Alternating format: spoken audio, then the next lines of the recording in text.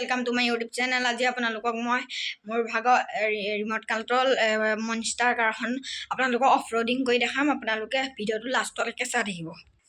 আৰু আপোনাক মই মোৰ ভাগৰ টাৰ্কখন দেখাম। এনে ৰছী টানি মই এনে খেলি থাকোঁ। আপোনালোকক দেখাম টাৰ্ক এখন চালক মোৰ টাৰ্কখন দেখিব পাৰে। এখন মোৰ টাৰ্কখন ৰছী বানি খেলি থাকোঁ আমি।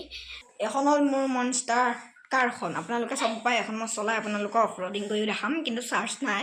আজি অফ ৰোডিং কৰি নেদেখাওঁ, আজি মই চলাই দেখাম। আপোনালোকে চাই থাকক। বলক এতিয়া আপোনাক অফ ৰোডিং কৰি আপোনালোকক দেখাওঁ।